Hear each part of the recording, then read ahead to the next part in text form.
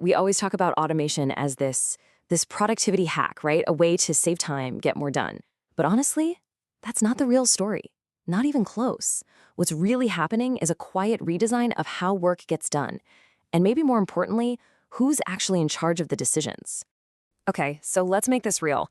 Think about something like content creation.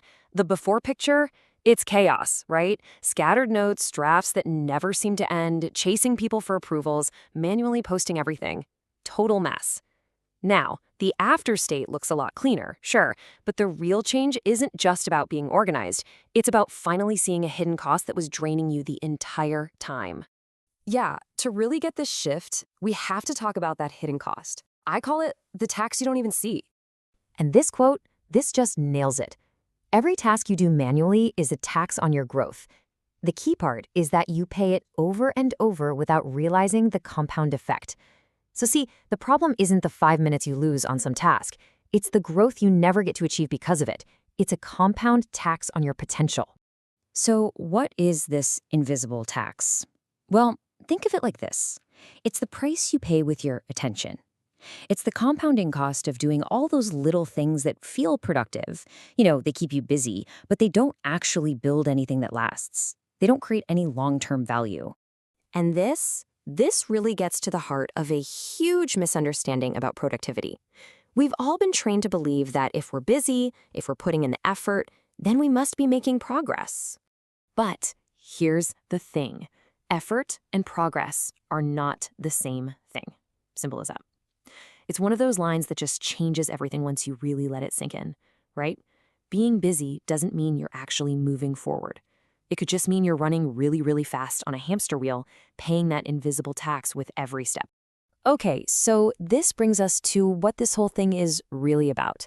It's not about efficiency. It's not about productivity hacks. It's about something much more fundamental. Who owns the decision? I mean, if this isn't about going faster, then what is it really about? The answer is simple. It's about who owns the decision. See, automation, it quietly transfers responsibility from a person over to a system. All right, let's look at an example. Automating data analysis. Most people think this is about getting fancy real-time dashboards, cool charts and graphs. But that's just the surface. The real point? It's about protecting you from your own optimism. Yeah, you heard that right.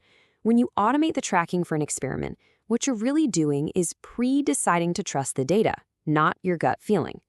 The decision to kill a project is no longer owned by your hope. It's owned by the system you built. Okay, here's another one. Automating how you onboard a new client.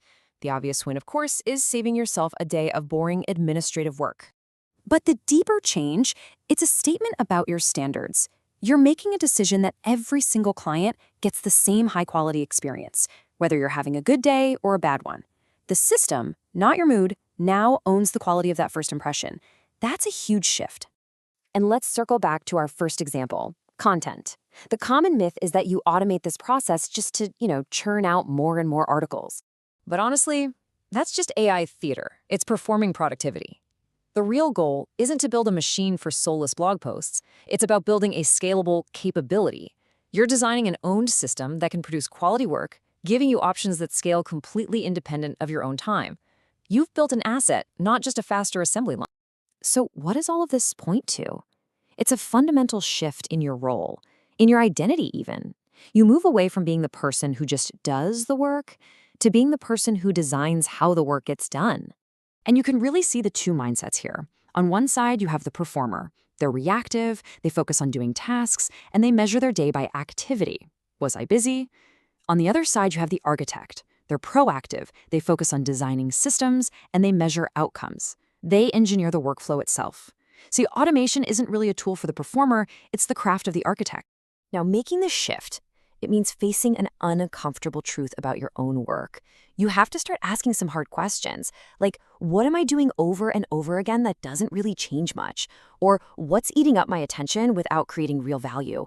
But that third one, what would happen if I stopped doing this myself?